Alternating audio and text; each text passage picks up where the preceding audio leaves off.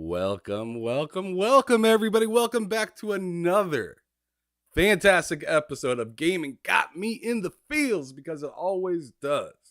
It really always does. Now, I actually have a fantastic guest with me today to talk about some of this interesting stuff that's been going on with Ascendant Studios. So that's a new studio that's came in the works. But before I get to talking about that, I wanted to introduce this guest. I've had her on a few different shows before, that being Bullsitting a couple times, I believe, and Behind Them Sticks. So please welcome back, Cells. How you doing this afternoon, sister? You doing all right? You staying up? What's I'm cracking? good. Hello. Excited to be here. Every time I get the opportunity to be on here, I'm just so excited. It's like one of the chillest, like coolest podcasts to be on, and I appreciate it. Oh, I I appreciate appreciate the it. opportunity. I appreciate you making time for me to be here today and just relaxing. I mean, you know how I do it over here. It's nothing too serious, but I do like to at least keep people informed about what's going on, at least in my perspective of things. So thank you so much for making time for your boy and coming on out here. Always. Are you kidding? Of course. So obviously you've seen how crazy the news has been as of lately with all different types of stuff. So I mean, obviously we got as of recently. I mean, I don't need you to speak too much on it, but as of recently, Square Enix has gotten a little further into going into NFTs. Microsoft is still terrifying people with the way that they handle studios. And Sony is Mm. Sonying. They are still selling, doing fantastic. Although they were the in the forefront of complaining about the deal and how they can't survive, they seem to be thriving in this. They seem to be just fine. No, nothing's bothering them. Am I Sony's just wrong? being Sony. They're That's just a fact. they're just doing their thing, how it goes with them.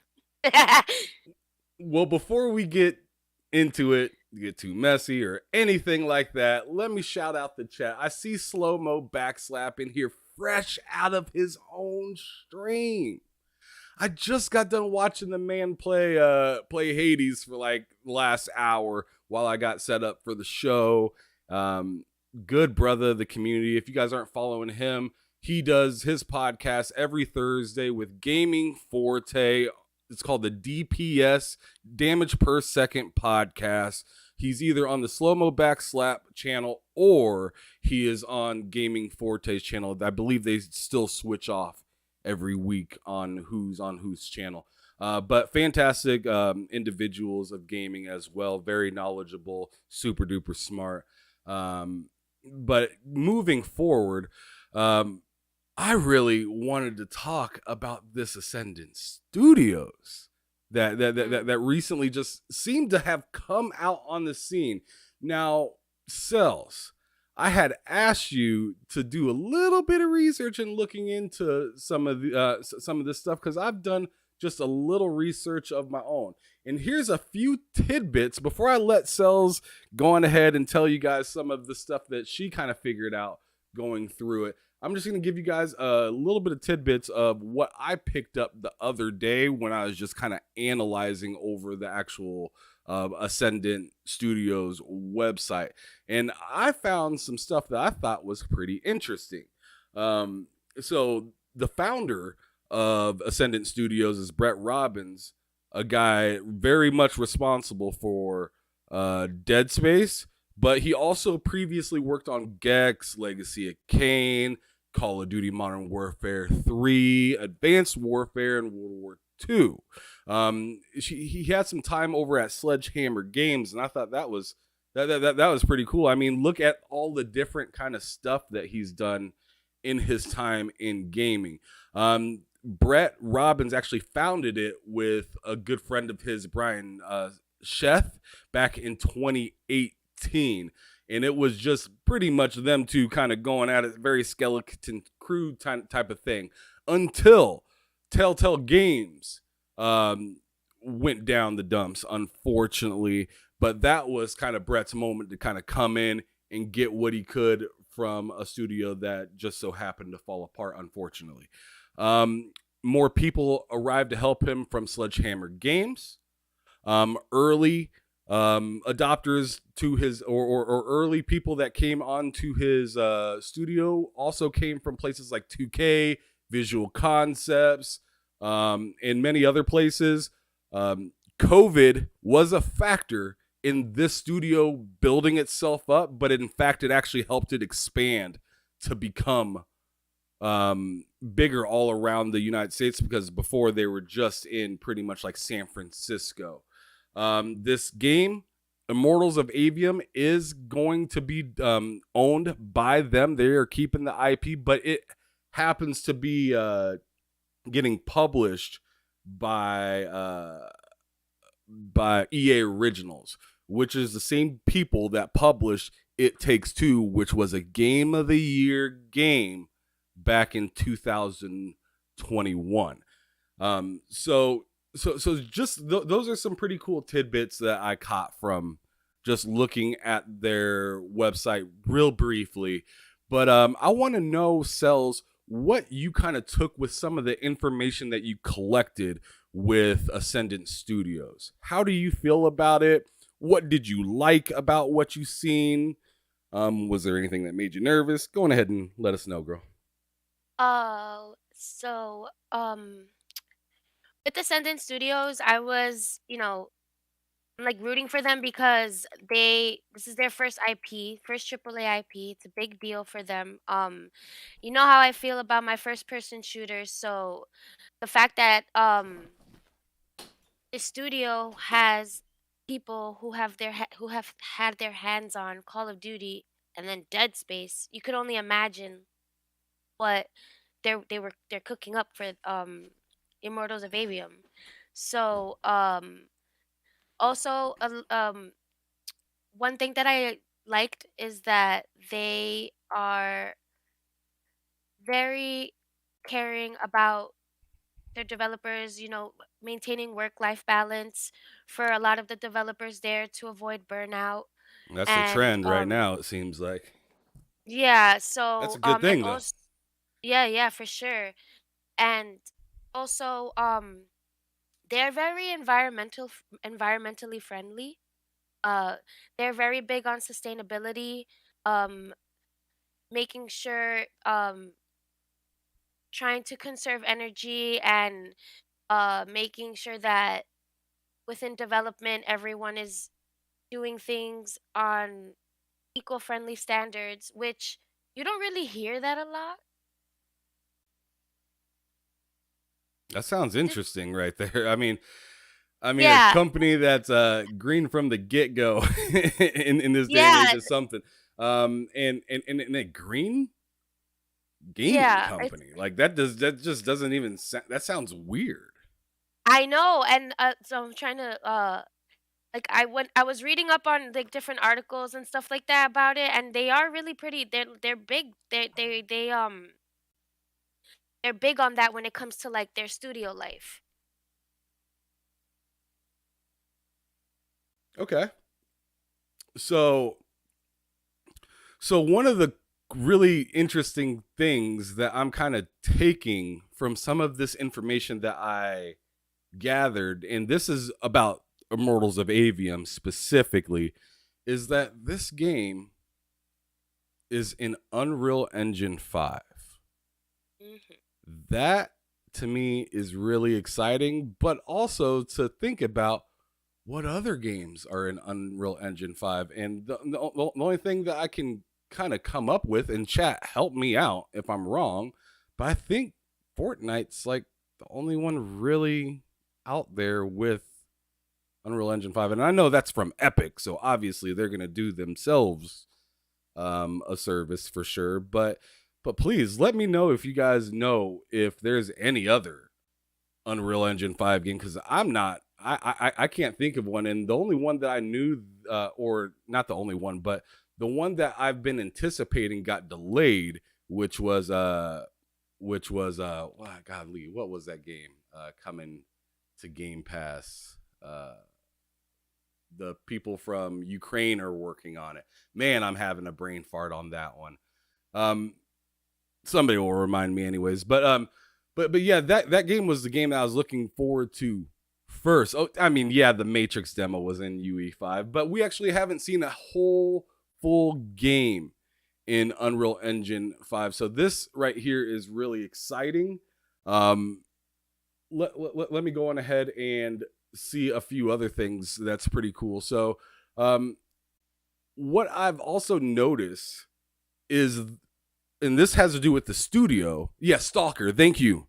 Thank you, Dragonheart, Yobi, Miss Joanna Dark, all you guys in the chat, Fifth Horseman. You guys got me. I appreciate that. Yeah, Stalker too. So but another thing that made me really interested about this studio in particular when I was looking into them and whatnot is that not only are they like really kind of tight knit is what it seems like, but they they also seem extremely passionate about this specific project, and and they went through so much stuff with COVID happening, sure, but as you were saying, that need to, you know, make sure everything stays, you know, in health, in good health, good hands for everybody.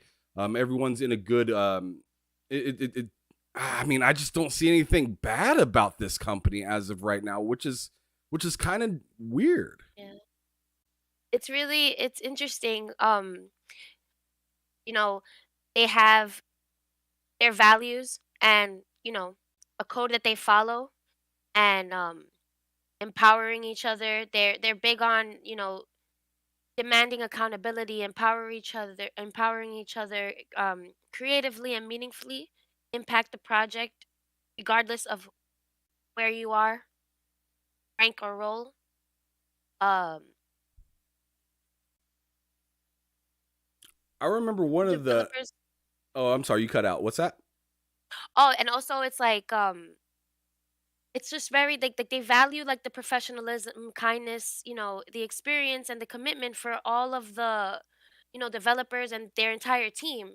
And it shows because a lot of the different, you know, like the mini doc that they had about their studio and a bunch of other videos, and you know, they really everyone just genuinely seems really happy, and it's like they're growing this little baby, and they're ready to like get it out in the world. And you can tell um with Brett Robbins' attitude, like he's just so passionate and happy that He is. this is coming to life.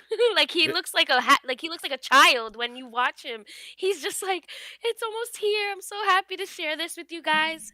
And the information that I got about the game too, like I'm ready for it too. oh, absolutely. This is a day one purchase for me. I don't know about you guys or whatnot, but I want to be there to purchase that first Unreal Engine 5 game that comes out. And it's coming out by the guy, as I said earlier, he was responsible for like the creative direction and everything for Dead Space. That's Imagine. fantastic.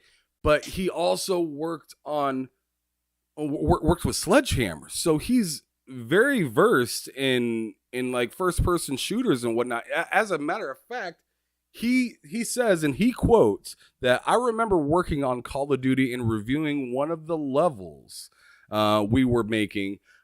It was a typical battle scene with helicopters flying overhead, RPG rounds exploding into the sides of the buildings, and soldiers running down the street taking fire.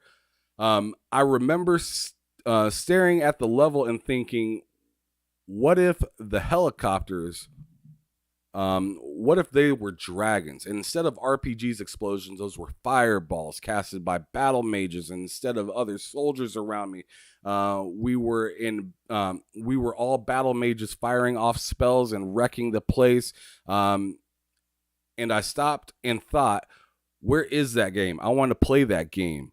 Since then, the concept of the game has moved away from Call of Duty, but the spirit of making a magic shooter has remained, which I think is pretty cool. So he's been thinking about this game for like a decade. For like a decade plus, I'd probably go on ahead and say. I think that's pretty dang amazing. If you guys are wondering about this studio at all, they are very live on YouTube. Actually, let me go on ahead and pull up their YouTube page. They're fairly new on YouTube. It's weird. I have And more also on Twitter as well. subscribers. I have more subscribers, I have more subscribers on my YouTube channel than they do, which is freaking mind blowing to me. But if you guys were interested, let me pop this up right here. Oh, hold on a quick second. There we go. Oh, and Pop also that up. it says here that actually tomorrow Yep, at tomorrow. yep, at 12 they're gonna have gameplay first look trailer streaming. Yep. Well, So premiering. if you're interested in, I What highly the recommend checking this game out. It looks pretty dope so far, from what they've shown, but I'm definitely excited to see some of that gameplay. But why I came to this YouTube channel was not just to show that they have content, because I mean any channel can have content, but what they have is a couple of podcasts I thought were really interesting. I better go on ahead and mute those. But they actually have some sit downs with the developers themselves and one of the community content managers over at Ascendant Studios.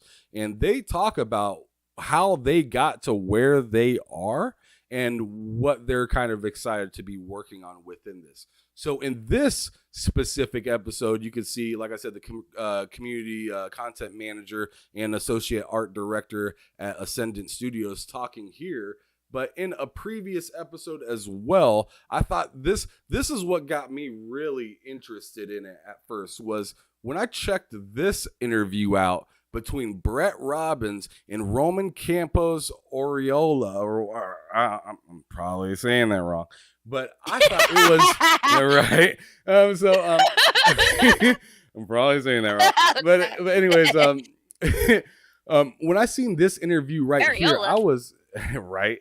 I was just like this is interesting right here, because if you don't know, Roman was creative director for Motive, and he is the one that was responsible for bringing the remake of Dead Space out. And he's actually sitting there talking to Brett Robbins about how they felt about the remake, or how he specifically felt about the remake, and did it come off as awesome, or was it, or did it fall flat? Long story short, he was stoked to have that game remade, and pretty much honored about it. I thought that was pretty dang cool. That's just something that's just a little tidbit that I wanted to bring up. You guys go check it out. You can be one of the early supporters now, because like I said, they only have about 433 subscribers right now, which is surprising. Like I said, it's very surprising, but that's how it is.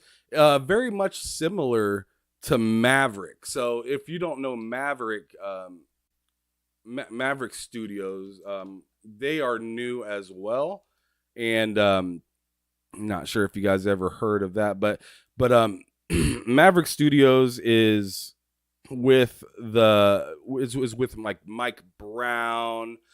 He used to work over at Playground Games, so you could probably see him somewhere in here. So there he is right there.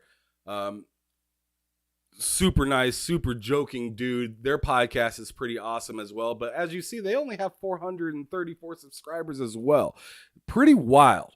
And what I'm seeing, in my opinion, is a big boom from, developers coming out and just figuring stuff out on their own, doing their own dang thing, leaving the big businesses like, as I said, with Brett Robbins, EA, or as you can see with Mike Brown here, he was big in Playground and whatnot. So, and you see the guy from Tango that just left as of recently.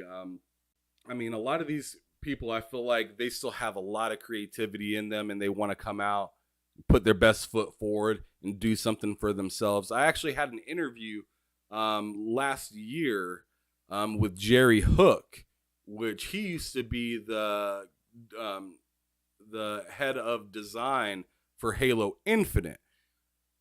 Dude is a good guy. He made his own studio called Jar of Sparks.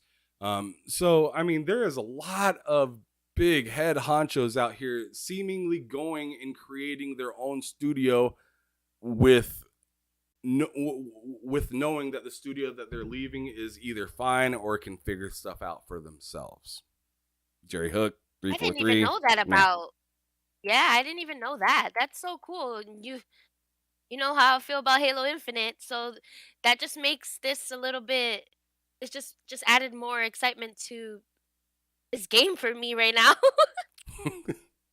Right, right. So I want to know a couple more things, if you have any, of some things that kind of got you a little bit excited for this game possibility. And I want to know specifically about the game now, not so much the developers. When you seen anything about this game, what had you kind of like salivating a little bit? So, from what I've taken, um, pretty much to combine the first person shooter aspect with magic, that already there is cool. So, from what we've gotten so far from them, Immortals of Avium, single player first person magic shooter, vast landscape, unique environments from what I've seen, um, different side content puzzles.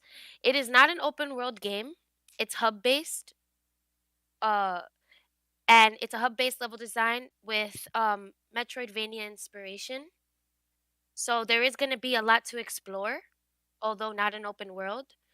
Um, the main character, his name is Jack, and pretty much you're going to be learning how to summon powers to stop what is called the Ever War and to save the realms because the world is currently on the edge of the abyss.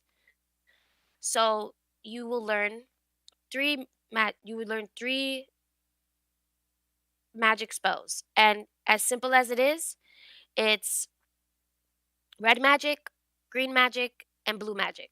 Those are the three um those are the spells that you're going to learn.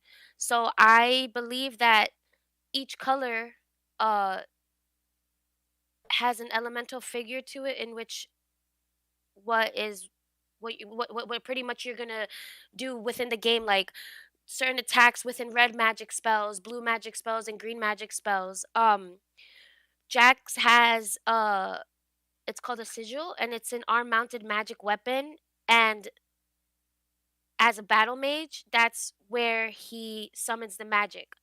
So that's pretty cool.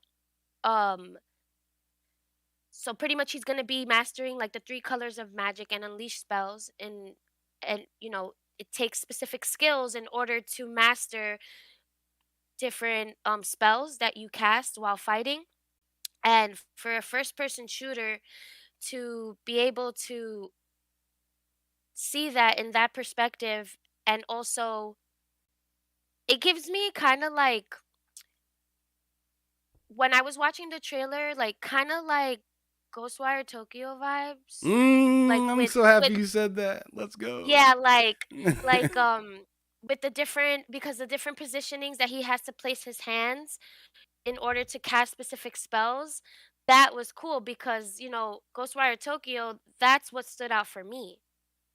And being that that is in first person as well, it's like combining that, but actually, you're gonna be fighting, like you're gonna be, and I am hoping that maybe in the future they can develop some kind of multiplayer aspect. Like, of course, Right. I want to see the game and its story and learn about Jax's story and the Everwar, and from there, if it would be a game, oh my god, it would be a big game changer to see that kind of game be in a multiplayer aspect, because then it'll just be, it because I'm assuming there's gonna be other characters and to pick, and then certain skill sets and different spells. It'll be a madhouse. Like, could you imagine that everyone's out there playing PvP with magic spell? It's so cool. Like, so I'm excited for that.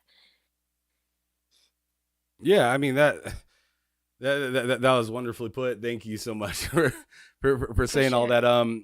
But yeah, I really liked your comparison to Ghostwire Tokyo, because I I got a mixture of feel of that with kind of like the swag and the confidence of like a Destiny character, Mhm. um, and just like the insanity of Doom, if that makes sense.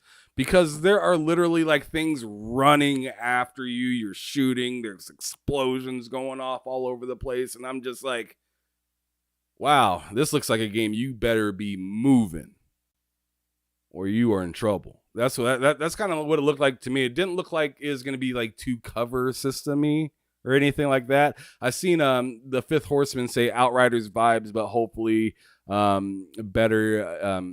Even though I enjoyed it.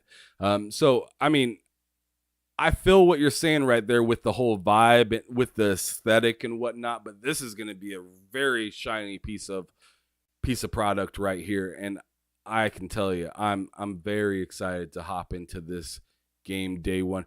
Do you think this is a game that you're going to jump into day one? Or are you gonna just kind of sit back and just kind of let let the crowd pick it apart? Because you know they will.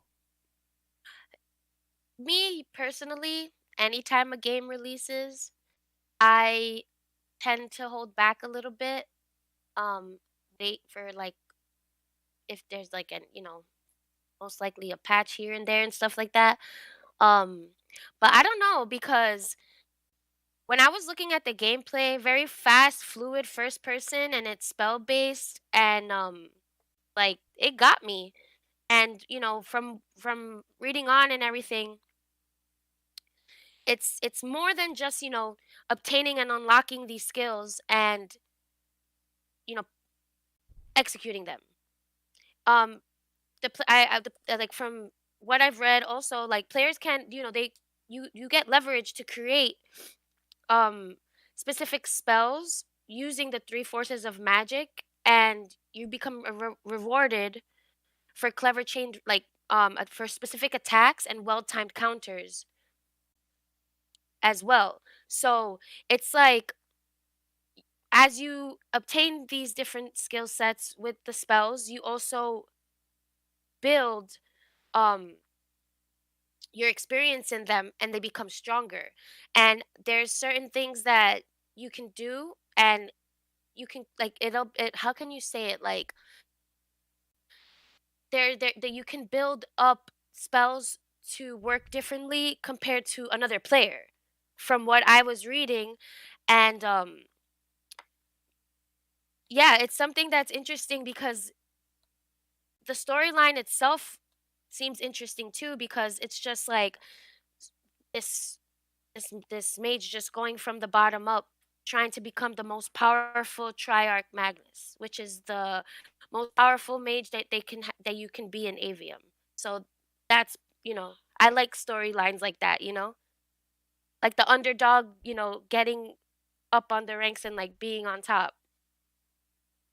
Absolutely. I mean the story sounds fairly interesting, but I tell you what, you got a lot to. I feel like you got some really big shoes to fill, being the first Unreal Engine 5 game to come out like fully kitted. You know, this isn't a demo or anything like that. In fact, this game, sure, it got announced at the Game Awards, but most people aren't really that aware of it still to this day. I mean, just looking at like the YouTube following and the Twitter following, which they do have a Twitter channel as well, which I will share in the chat.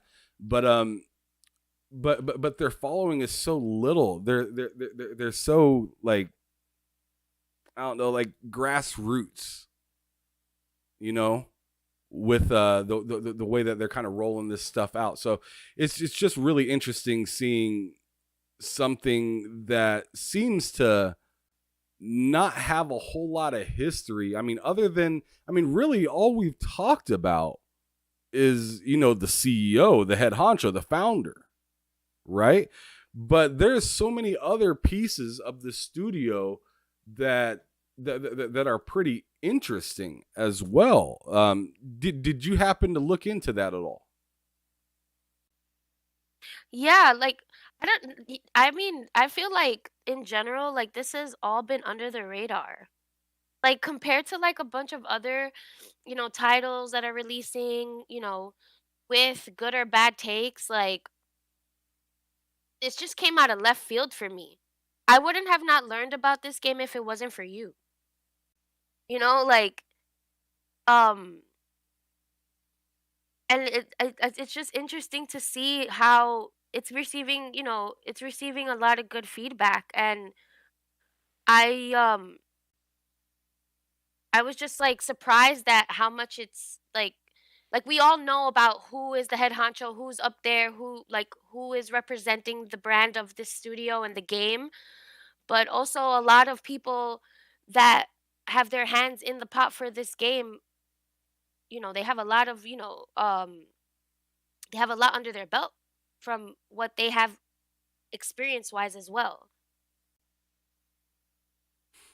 Yeah, so like, here's some pretty cool stuff that, I mean, so this is on the actual Ascendant Studios webpage. You can see this picture. This is the main protagonist, Jack, that you'll be playing as. And this quote says, "An unforeseen Jack is thrust into the ever war, an endless struggle over the control of magic. Jack and Lucium's Mhm. elite immortals race to uncover the mysteries of Avium." As Cells was saying earlier, this just seems really interesting.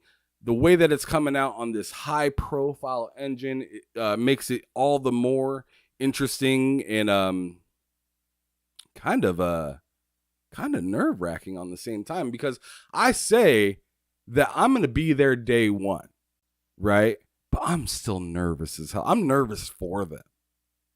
And I've already seen some little comments straggling on under some of their videos on YouTube of 60 FPS.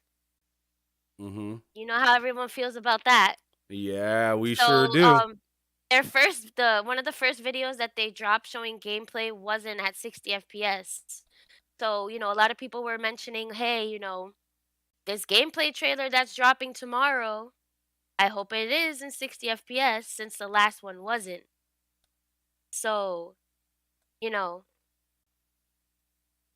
Yeah, I it's mean, a, it's like it's just, people are like, "We better it better be good," because a lot of us get bored after 3 to 5 minutes of gameplay nowadays.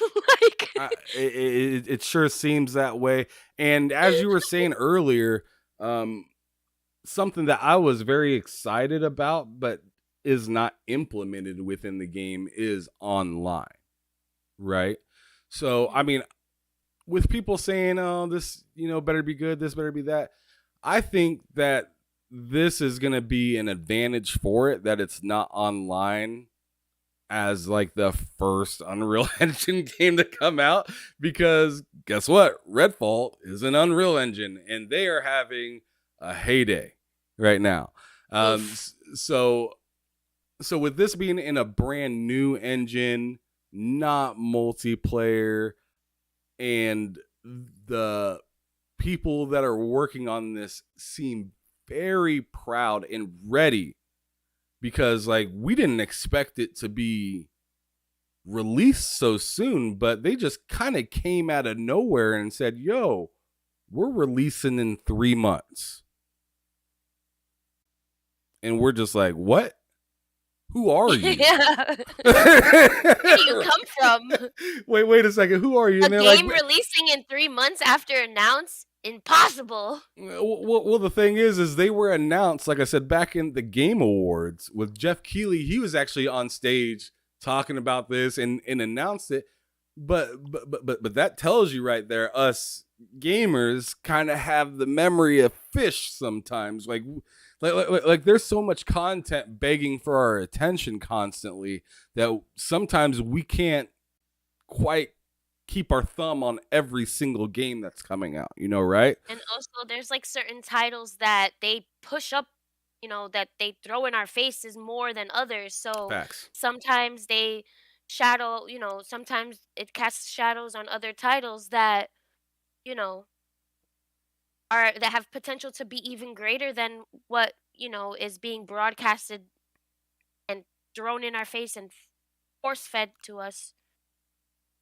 Oh, for Because sure. all I've seen lately, because all that a lot of hype, a lot of talk about Redfall, and then this, and I just feel like everything is about Bethesda, this, that.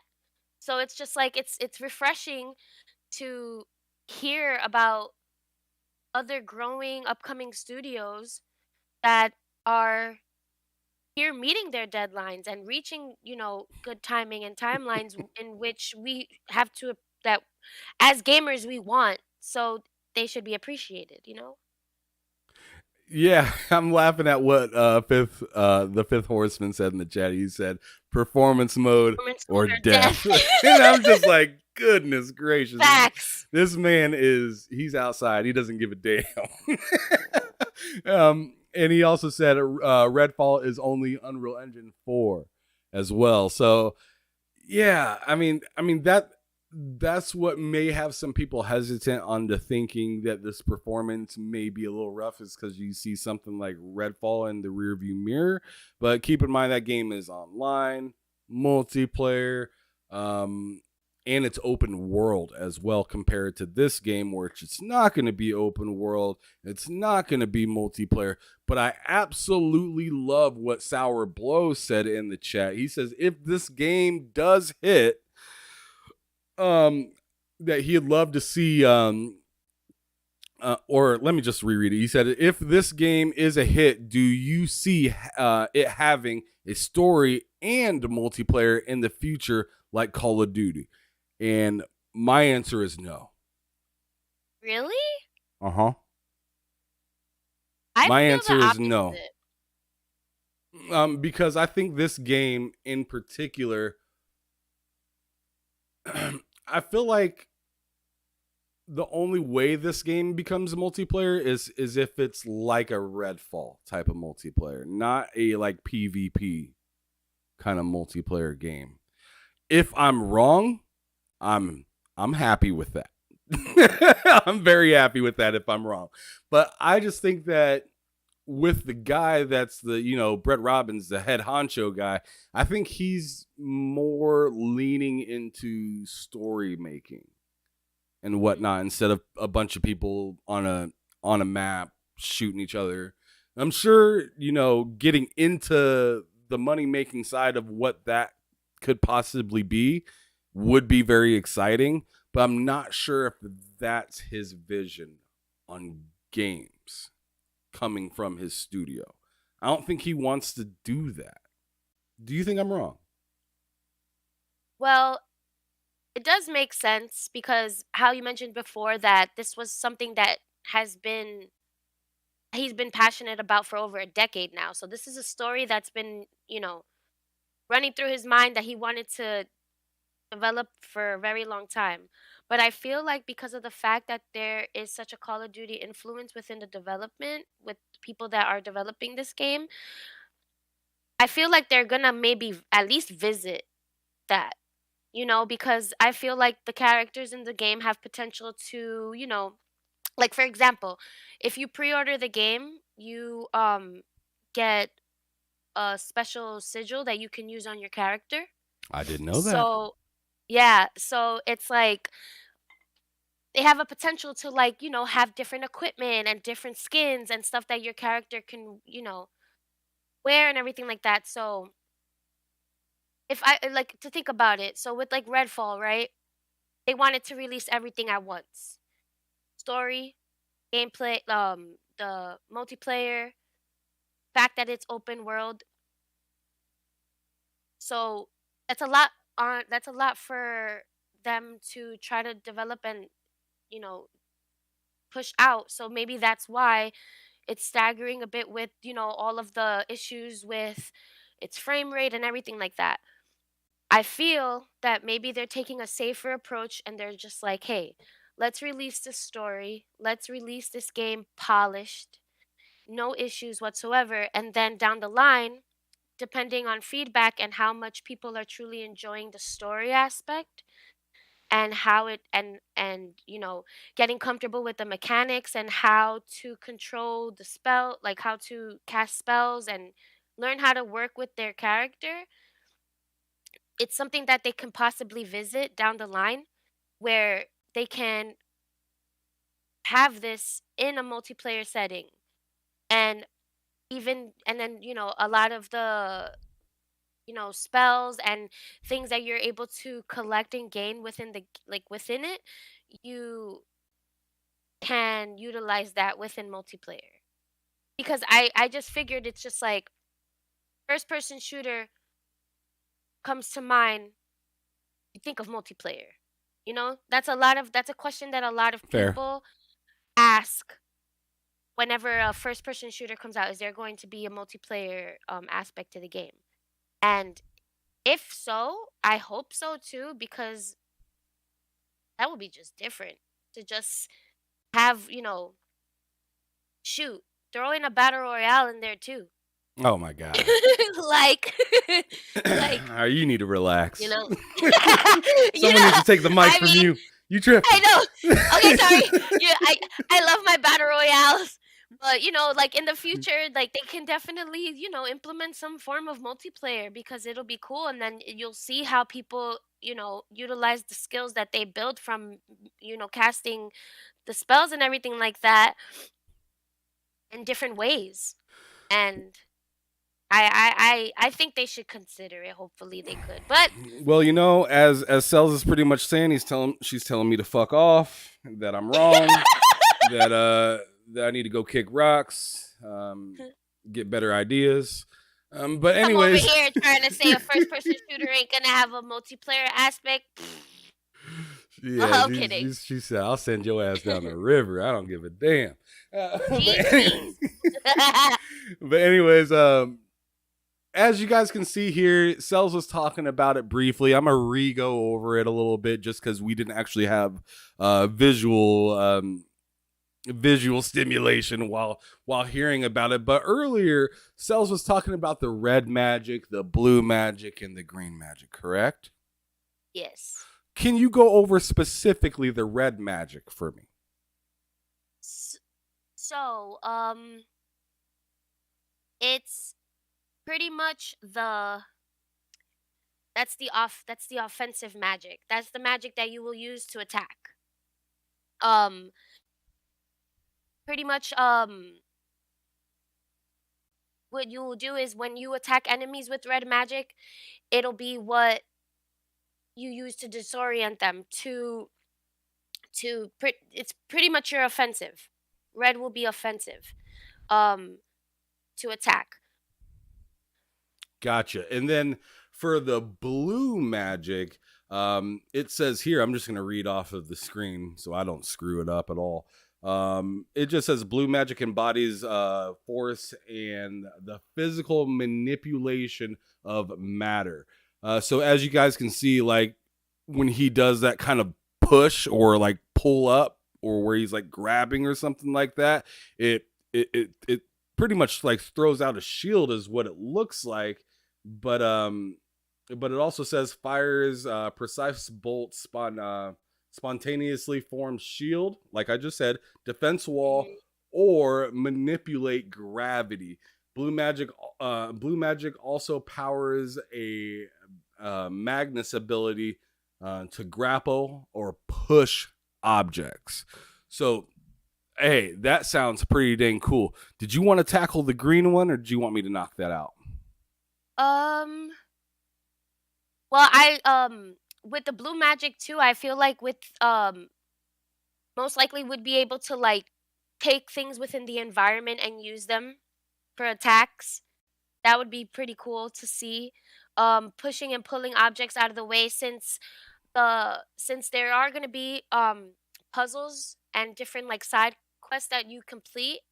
I feel that that's where we're gonna be using a lot of the blue magic, since that's where we're going to be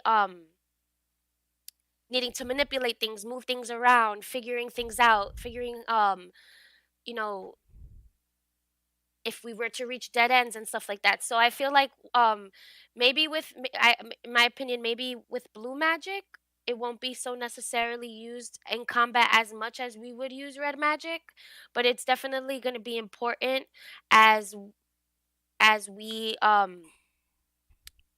It's pretty much your cover try to like system. maneuver our way. Yeah.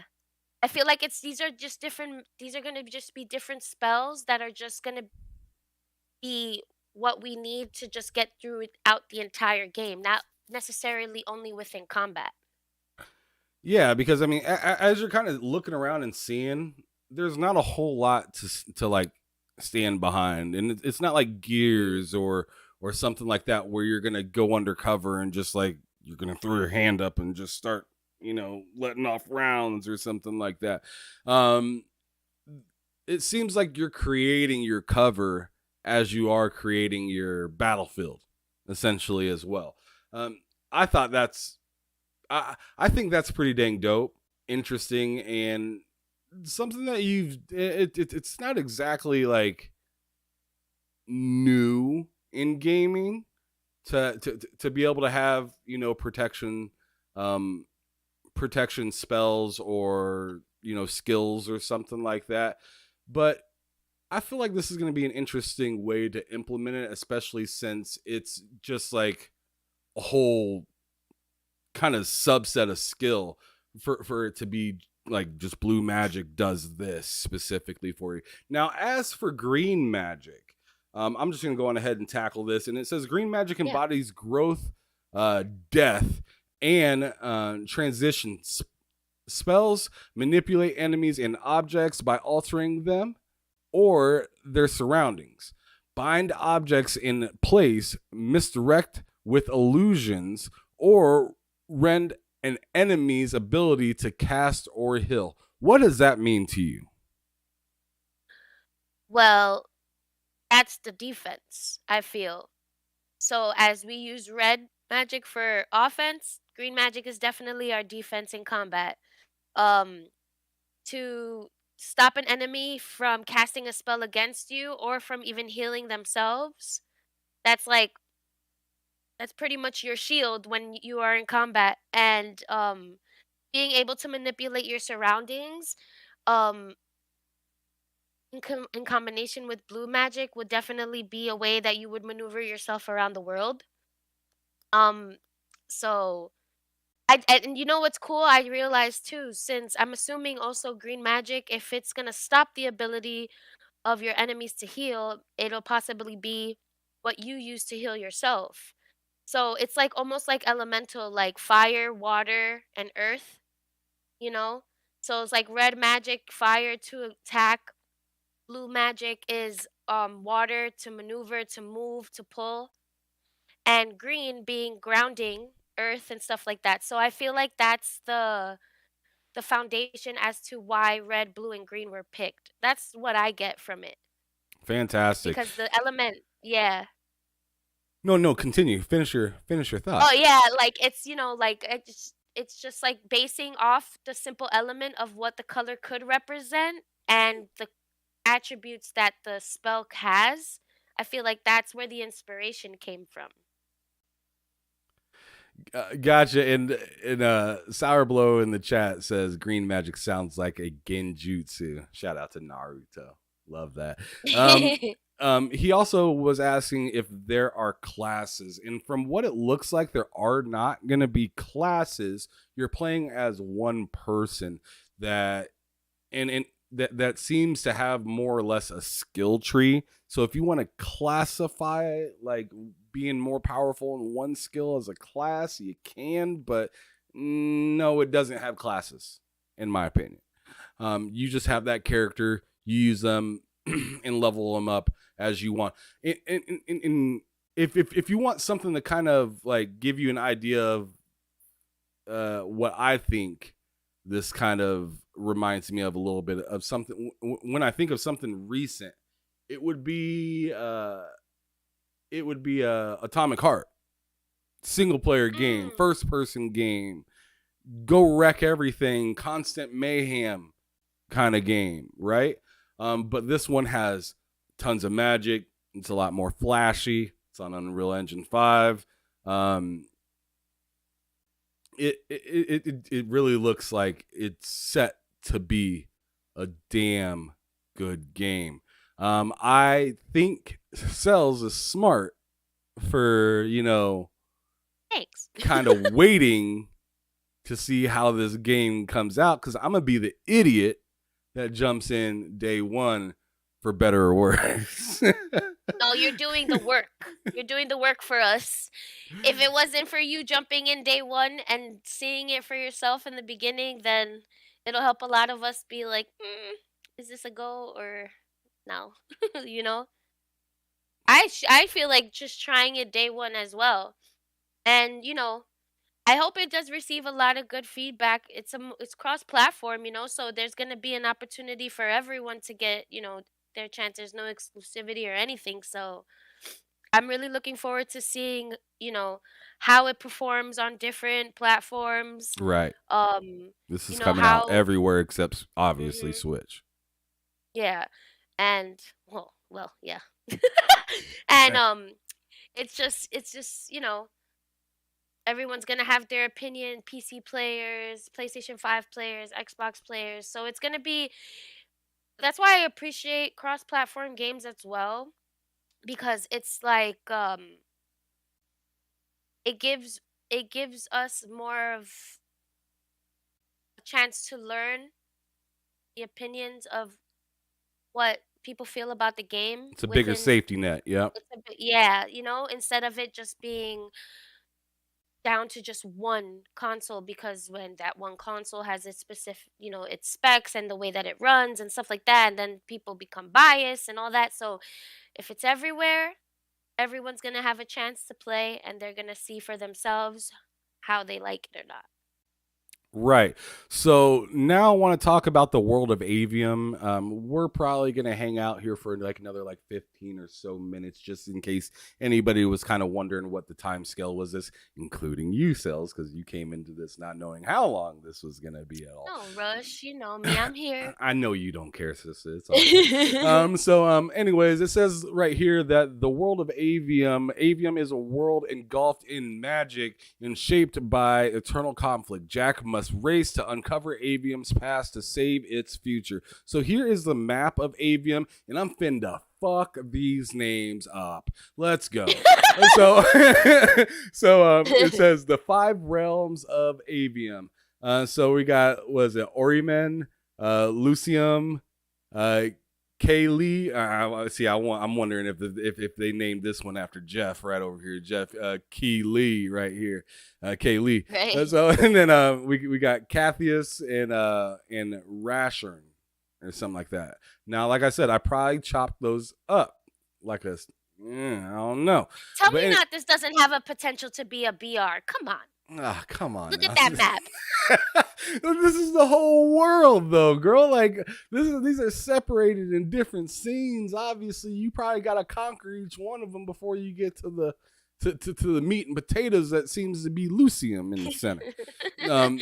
But anyways, it says in our story is set in Avium, a world shaped by millennia of conflicts and bloodshed over the control of magic, known as the Everwar. Avium's 5 kingdoms have been reduced only to 2 superpowers, Lucium and Rashern. Between them lies the wound, an infinitely deep chasm in the center of the world. It cracks, dividing the kingdoms. Wow. And then it leads down and kind of gives you the difference between Lucium and Rashern, or I'm like I said, I'm probably chopping it up, whatever. But anyways, it says so. Lucium is the home of our hero. So I was wrong. I thought you were going to Lucium to fuck shit up, but Lucium is what you're trying to protect. So so I mean that's why I said in the tweet that we're learning this together. Oh yeah, that's the home of our hero Jack and the Order of the Immortals, determined to defeat the oppressive Rasharian regime. Nice. Yep. The light's army of Lucium fights to protect access to magic and prevent the world from crumbling into oblivion. Oh man, that's sour blow. You shouldn't have put Naruto in my head because now I'm thinking of forbidden juice chews and all this other stuff that's trying to be protected. I'm going full Naruto mentally right now. But anyways, for Rasharn, it says Rasharn has long been Lucium's arch enemy. Years of political conflict and war over magical or magic and bred hatred between the two kingdoms, with the tyrant Sandrake. You think I pronounced that right? Sandrake's rise to power. Rasharn has pushed Lucium and its allies to the brink. So they are all sorts of salty right now, and they are just ready to go to war, from what it seems like. It's like within this whole thing, it's like they're gonna have like a civil war within their different realms too, you know? Yeah, that sounds wild. So here's a character I was kind of curious about. I've seen it in the trailers a little bit. Don't really know. So they actually have a breakdown of each character right here, and we're gonna try to run through them as quickly as possible for you guys. So right here, I got Jack, having grown up powerless and destitute on the streets of Siren. Jack is what's known as a unforeseen, someone who unexpectedly manifests magical abilities later in life, despite the despite the ire and distrust of Magni, with noble lineages, Grand Magnus Kikrin.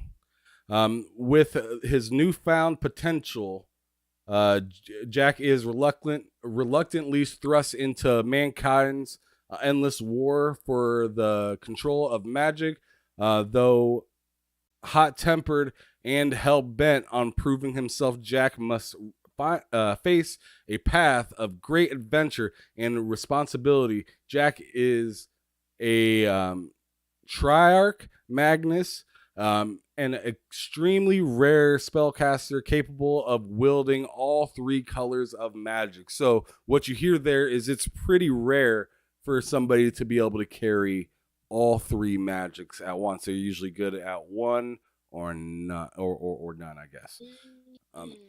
Do you happen to see the part for Kirkin? Yeah, I was just seeing that too. So it Yeah, go on ahead says and take that. yeah, it says General Kirkin is a Grand Magnus of the Immortals and the King's Marshal of Lucium's defenses, a 40-year veteran of the Everwar. So I'm assuming the Everwar is something that's been going on for a long time. Kirkin discovers Jack, recruits him into the Immortals, and serves as his personal mentor. Kirkin is a Direct Magnus capable of wielding both green and blue magic. So you see, okay, again, this has a potential of being multiplayer. Stop it. So you know how, because think about it. All right, certain characters have certain abilities. So think about like, you know, Apex or Overwatch. You have like your tanks, you have your attacks, you have your healers and stuff like that. So could you imagine like you have your team, you pick a character who has the ability for red magic, and then you have somebody else on your team who chooses to be someone who can wield blue, and then all of you guys combine, you know, duke it out. Like You see? As I'm reading up on the characters, like, they come on, they have to I'm just saying. You Like, they see, have to somehow. see, you dying for a multiplayer. You over here seething. Miss Joanna Yeah. Dark, I agree with you, brother. You said no, we do not need MP. And see, I feel that right Aw, there. come on. I see. I agree with Brother Dark right there on that one. It doesn't need it. It doesn't need it at all. Just as long as it I comes know. out with DLC after DLC, that'd be fantastic until they can, produce another game. But I don't even know what this game's gonna be. But we will figure that out tomorrow. I'm gonna go on ahead and talk about Zendara, which is the person I said I was kind of interested in seeing because I seen her in like the trailer, but I was just like, who the heck is this big ass woman? She looked like she would beat the hell out of me. But anyways, Zendara, hailing from the mountains region of Kothas, Zendra rarely speaks on of her royal heritage, though her influence there can prove useful at times. Strong, impatient, and unforgiving, she reluctantly serves as Jack's field commander. Zendara, is a master of red magic.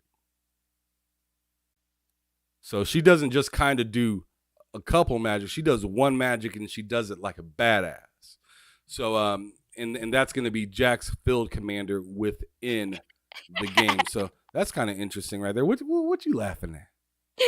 Someone in the chat says Sandaro seems like Loke's type of girl. Oh, bruh. Hey, yeah. I mean, I think Loke probably likes a good handling. Yeah. Oh my god, that is hilarious. That's Good one, oh Tortoise. man, Tortoise disrespectful out here. That's what's up. That's funny. Yeah. Oh yeah. So Mr. Joanna Dark says Zendara is Diablo. Pretty much like it looks like the damn devil. All right, she gonna beat that ass. But For real, yo. but Get you you in a want to take this chokehold last real one? quick. Yeah. Um, oh man, that was a good one. Good one, Tortoise. So we have Devin. Says youngest. Aw, he's the baby. Youngest Green Master in Lucium's history. Devin is witty. Whoa. Whoa, that's an interesting word. Erudite, and a natural leader. Born into a wealthy merchant family, he's spent most of his life studying at the Peloton and finds Jack's street urchin origins fascinating. Devin is a master of green magic. So he's like the young, hungry puppy. So He I wants mean he's the rich kid from the suburbs that wants to see what the hood's like. He's right. fascinated by That's it. exactly what it is. I'm just reading it. That's how I read it right there. It's just like Yeah, that's how I was this taking it dude's too. rich. Like, He ain't never had no issues. He's a badass where he came from, but he's interested in hood issues, and he wants to be part of it. Devin looks like a scrub, Mr. Joanna. Oh man, you say he looked like a lame, like disrespectful. All right, all right. I want to hang out with the cool kids. Hey, that's pretty much what he says, right? So I don't know. I think that's pretty much all that we got for this game right here. I mean, it comes out June 20th. Yep, and yeah, that's pretty much all we got for it. I mean, unless there's some news right here that we don't know about. I mean, we do already know that tomorrow they are going to be showing some gameplay of this. So actually, let me go to that YouTube real quick. Oh yeah, I posted it in the chat too before. The actual link to it for tomorrow. Mm-hmm. Yeah. Perfect. I'm gonna post it or post it again if you can. That would be awesome. Yeah, I got you. I'll do that right now. Yeah, absolutely. That'd be fantastic because I think this game is gonna be a hit in my opinion. I don't know, just something about the energy, the way that they came out, how it's so soon to be launched, and they're just coming outside all of a sudden and being extra loud. They sound so confident in it, and I'm with it. I'm with it. I'm very excited to see what they got Same. coming. But let's see. Did And I you also did you want to post put it? the link for the yeah, I'm also gonna put the link for the if you pre-order the game, this the special sigil you get when you pre-order too. So that's gonna be cool. I'm trying I to actually find. I actually put the post of the actual gameplay trailer. So as you guys see, it says 20 hours from now. So tomorrow it says 10:58 for me, but if you're on the east side, that's 11 or pretty Mhm. much noon Yeah. when the game trailer is going to be dropping. So you guys keep that in mind. I'm Central Time, so that's why you guys are seeing this as 10:58 a.m. Uh, but yeah, man, I'm stoked to see what happens in this game. But do you have any parting words, Miss Cells? Immortals of Avia multiplayer coming to you by 2024. In a year? I'm Oh giving my them a year. goodness. I'll give them a year. No, You but you honestly though, crazy. I but no, it's like everyone says, "Hey, can we just, let's just keep this as a story." I've been for someone who is constantly playing first person shooters online. I actually did was talking before like with people like I miss having like that single player first person shooter experience that isn't so like mundane, the same kind of mechanics, guns and stuff. Like this is going to be something new. Like this is refreshing, to be able to have that first person shooter element but with magic, you know? So I'm excited for that. I want to see how that plays out. And just to know that the people who developed this had their hands within Dead Space and Call of Duty, two games within totally different parts of a spectrum in gaming. It's Facts. going to be interesting to see how those two combine. How those artistic abilities within those two games combine in this game. So I'm excited for that.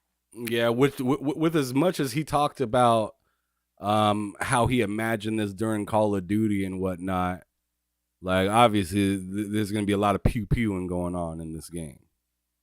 But with magic from their sigils. Oh yeah, a whole lot of sigil pew pew going on.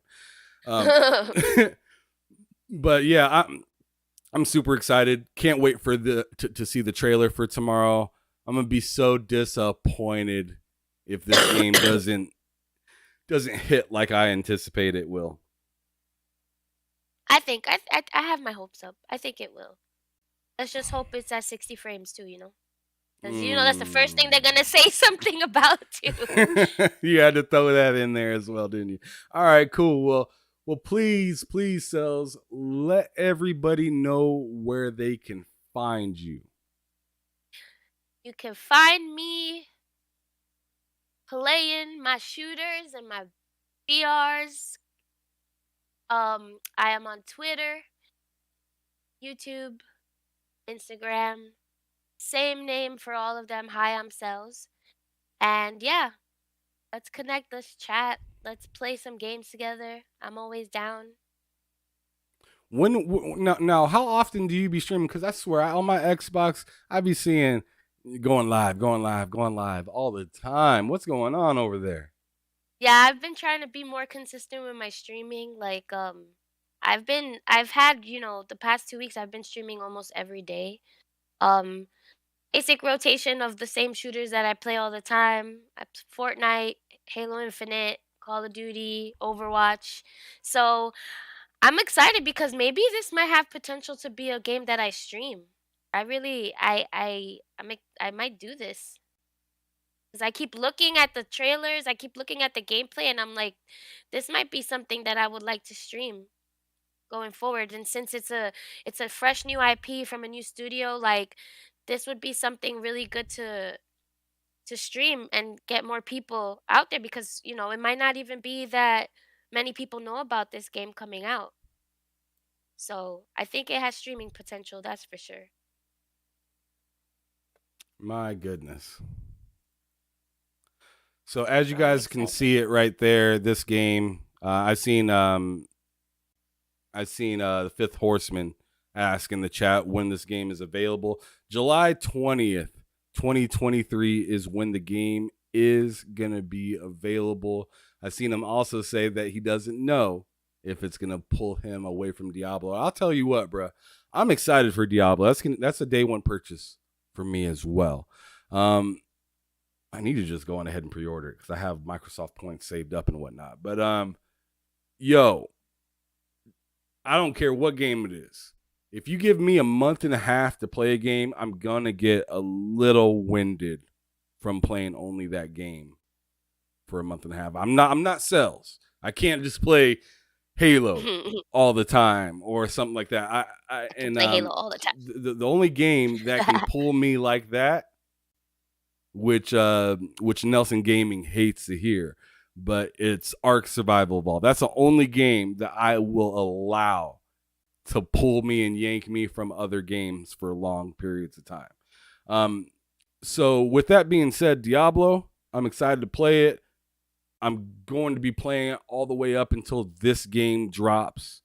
Once this game drops, I had already had like a month, almost probably actually a little over a month and a half to be able to play Diablo and get a good feel for it, get my character built up, badass, tough, flexing, and then I'll have definitely some time to hop into this Immortals of Avium. But thank you everybody that decided to come through the stream. Y'all hit that like button. I really appreciate all of you guys for doing that. If you're new, hit that subscribe button. Obviously, that's something I much appreciate as I'm trying to grow, trying to get to that 1,000 subscriptions on here.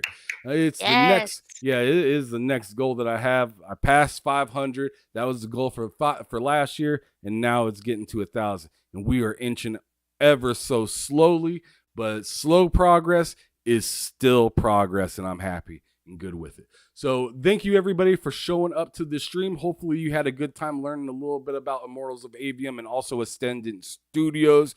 As we told you, everything that we could, pick up, find, and some of the info that I picked up from the last couple of days of just kind of looking around and whatnot. If you are interested in looking more into Ascendant Studios, as I said earlier, they do have podcasts that they do. It seems that they're dropping one podcast video a month into their YouTube channel, so keep up on them, and we will definitely be seeing this game soon. I'm super duper excited for it. As I always say, this is your boy Ham Solo from TSWS Gaming on YouTube telling you to keep it gaming or keep it moving. Peace out, y'all. X. Bye, guys.